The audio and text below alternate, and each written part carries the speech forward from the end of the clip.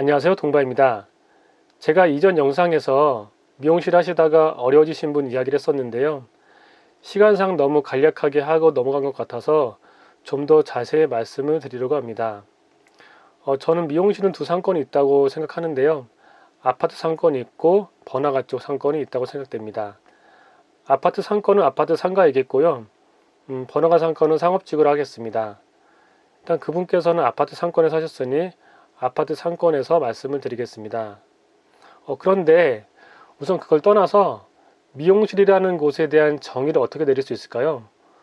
미용실이 그냥 머리 하는 곳이지 무슨 정의가 필요하냐라고 반문하실 분도 있을 건데요. 하지만 그렇지 않습니다. 그렇게 따진다면 건축의 정의가 그냥 건물 세우는 건 아니지 않습니까? 저는 미용실을 두 가지로 정의를 내려보겠습니다. 첫 번째는 들어올 때는 평범하게 들어오지만 나갈 때는 10년 젊어져서 나가는 곳. 두 번째는 들어올 때는 기분이 어떻든 간에 나갈 때는 기분이 좋아져서 나가는 곳. 이건 저의 정의입니다. 첫 번째부터 말씀을 드리면 그 사람의 인상의 70%가 헤어스타일에서 온다고 합니다. 아마 이건 경험적으로 다 아실 거예요. 아무리 예쁜 미녀라도 머리가 대머리거나 쥐가 파먹은 듯한 머리를 하고 있으면 어떨까요? 반대로 얼굴은 조금 못생겨도 긴 생머리, 찰랑찰랑한 긴 생머리를 하고 있다면 어떨까요? 되게 다르게 보이겠죠? 그래서 제가 미용실 한다면 손님이 머리를 할 때 손님께서 가장 젊어 보이는데 저는 초점을 두겠습니다.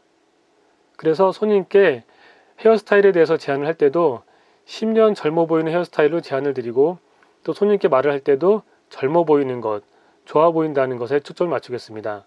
가령 고객님 피부가 되게 좋으시네요. 한 상위 10% 정도 되시는 것 같아요. 이렇게 한다든지 요즘 운동하시나 봐요. 몸이 되게 다부지신 것 같아요. 날씬하신 것 같아요. 라고 하는 말이 되겠죠. 조금 약간 꾸며진다는 느낌도 있는데 어쨌든 이런 식으로 말을 한다는 겁니다. 그리고 손님이 기분이 좋아지려면 어떻게 해야 될까요? 세 가지를 하면 됩니다. 첫째는 친절하게, 둘째는 서비스, 셋째는 손님과 대화하는 기술입니다. 예를 들어서 제가 아파트 상가에서 미용실 한다고 생각해 볼게요. 여러 번 오신 남성 손님이고 예약은 하지 않았습니다. 그리고 커트를 하려고 합니다. 손님이 들어옵니다. 안녕하세요, 철수 고객님. 어서 오세요. 잘 지내셨죠? 직장 퇴근하고 오시는 길인가 봐요. 죄송한데요. 20분 정도 기다려 주셔야 되는데 괜찮으실까요? 혹시 바쁘세요? 시간이 되신다니 다행이네요. 그러면 셀프바에서 차하고 다가 좀 드시고 계시겠어요? 지금 손님 끝나는 대로 바로 해드릴게요. 감사합니다. 이건 셀프바는 저는 이제 가급적 차 마시는 곳을 셀프로 편하게 와서 먹을 수 있게끔 하려고 하거든요. 그래서 셀프바라고 했습니다.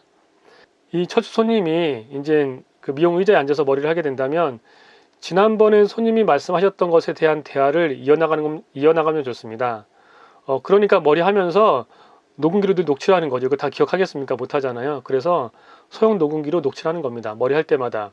그래서 손님이 가신 후에 들어보고 손님의 신상이라든지 형편이라든지 직업 등 손님이 얘기했던 것 중에서 내가 대화를 이어나갈 만한 것들을 따로 메모해 두는 겁니다. 고객님 지난번에 부장님하고 좀 힘드셨다고 하셨는데 요즘은 좀 어떠세요? 이렇게 대화를 하는 거죠. 그리고 손님께서 가장 저렴한 커트를 하시더라도 눈썹 손질을 해드리거나 간단한 목, 어깨 안마를 서비스합니다. 특히 남자 손님 같은 경우는 그런 작은 것에 감동을 하거든요. 왜냐하면 다른 미용실에서는 해주지 않기 때문이죠. 커트한다 그러면 별로 이렇게 막 엄청 반기는 미용실은 없습니다.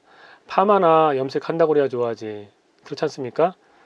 하지만 눈썹 손질을 하기 싫은 남자 고객도 있기 때문에 꼭 물어보는 거죠. 손님 눈썹 손질 좀 해드릴까요? 지금도 괜찮으신데 하시면 조금 더 깔끔해지실 거예요. 이렇게요. 그리고 또 한 가지 중요한 것은 손님 머리를 하면서 머리에 대해서 간략하게 설명을 해드리는 거죠. 손님 두상은 지금 이러이러하신데 이렇게 머리를 자르면 보기가 좋을 것 같다. 그리고 앞머리는 이 정도 괜찮으신가요? 여쭤본다든지 그리고 옆에는 어떻게 해드릴까요? 라고 해서 한 번 처음에 물어보는 것이 아니라 중간에 머리 자르면서도 한 번 더 물어보는 겁니다.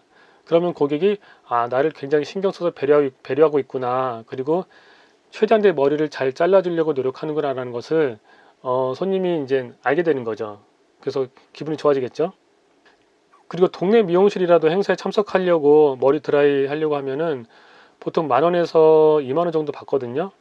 근데 만약에 제가 미용실 한다 그러면 저는 처음 온 손님은 무료로 해드리고 그 이후로는 월 1회 한해서는 5,000원으로 반값, 10,000원이면 5,000원 반값 이렇게 반값 할인을 하려고 합니다.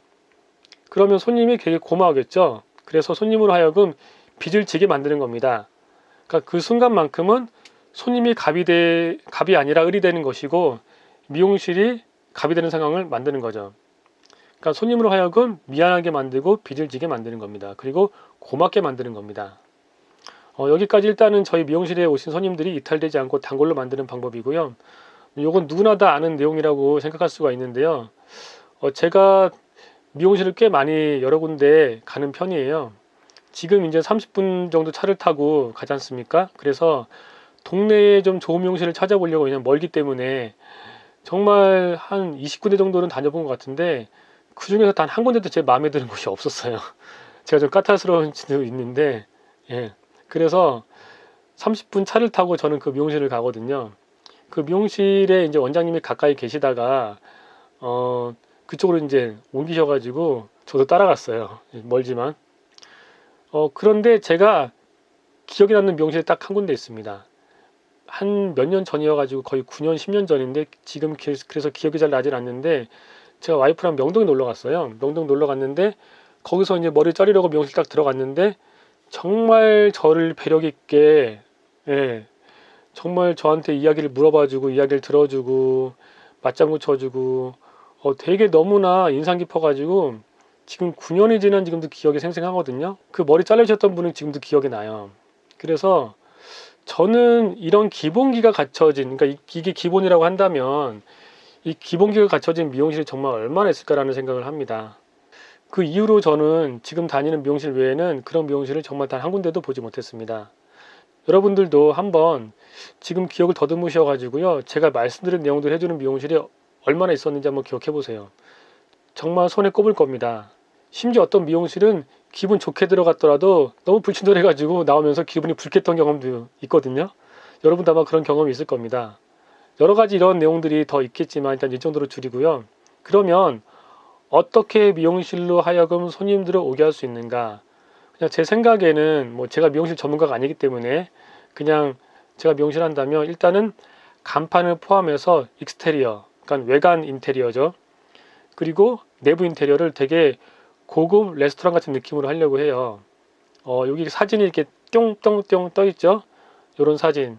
뭐 제 안목이 맞는지 모르겠지만 그냥 제 느낌에 이런 디자인 되게 전 좋아하거든요. 그래서 요런 인테리어 이렇게 사진으로 지금 보시고 계신데 이런 것들 하면은 좋을 것 같고요. 그래서 사람들이 지나가다가 한 번쯤은 쳐다보게 만들고 싶은 미용실을 저는 그렇게 인테리어 하고 싶습니다. 그리고 저는 이벤트를 365일 진행할 거예요. 가령 비가 오는 날은 파마하면 20% 할인해 준다든지 아주 파격적으로 커트를 3번 하면 1번은 무료로 해준다든지 정말 이런 이벤트들 소소하게 또 크게 굉장히 많거든요. 그래서 이런 것들은 아마 오프라인 이벤트 이렇게 해가지고 하나하나 쓰라고 해도 한 30에서 50까지는 쓸 수 있을 거예요.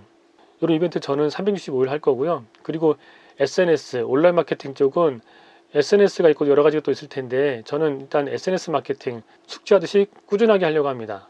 그리고 유튜브도 마찬가지로 꾸준하게 할 거고요.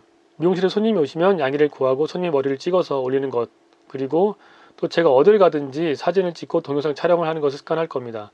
지나가던 사람들의 뭐 그거 될지 모르겠지만 지나가는 사람들의 뒷모습 머리 보고 이 사람은 저 머리 스타일보다 이 머리 스타일이 더 괜찮을 것 같은데 뭐 앞모습은 그렇지만 뒷모습 찍어도 되는지 모르겠네요. 그리고 헤어에 대한 좋은 정보들 인터넷 찾아가지고 올리거나 또 좋은 헤어 제품들이 나오면은 사용기 리뷰라든지 이런 것들을 꾸준하게 올리고요. 그래서 이제 방문자를 또 유도하기 위해서는 사회적 이슈 이런 것들도 간혹 올릴 겁니다. 그리고 뭐 기타 여러 가지 방법이 있겠지만 일단 이 정도로 줄이고요. 저는 가장 중요한 것은 이 미용실을 제가 오픈하기 전에 저는 최소 6개월에서 1년 정도를 수도권의 아파트 상가, 제가 아파트 상가에서 미용실 한다 그러면 아파트 상가에 나름 괜찮은 미용실을 찾아가지고 탐방할 겁니다. 최소 50군데에서 전 100군데를 갈 거예요. 일단은 제가 50%는 제가 커트를 할 거고요. 50%는 친구한테 야 너 공짜로 머리 잘라줄게 해가지고 그 친구를 전 데리고 갈 겁니다. 그러니까 제가 주관적으로 서비스를 받아보고 좋은 거 나쁜 거 또 이 미용실에 차별화된 것들 그런 것들 노트에 체크를 하고 또 반대로 친구의 머리를 자르게 해가지고 제가 객관적으로 보면서 어떻게 서비스하고 어떻게 하는지를 제가 또 적는 거죠. 그래가지고 그 모든 것들의 정보, 미용실의 좋은 정보, 장점, 단점, 경쟁력 등등을 아주 꼼꼼히 기록해가지고요. 그 중에서 내가 할 수 있는 것 꼽아가지고 제가 미용실 오픈할 때 적용할 겁니다. 여러분 이것은 비단 미용실뿐만은 아닙니다. 어떤 업종이라도 적용할 수 있습니다. 현재 자영업 하시는 사장님, 또 창업을 준비하시는 사장님, 혼자 한다고 작게 한다고 성공 확률이 낮아지는 것은 결코 아닙니다. 절대 그런 생각을 하시면 안 됩니다. 아, 나는 작은 가게야, 나는 작은 사업이야, 이런 생각으로 한다면 반성이 됩니다.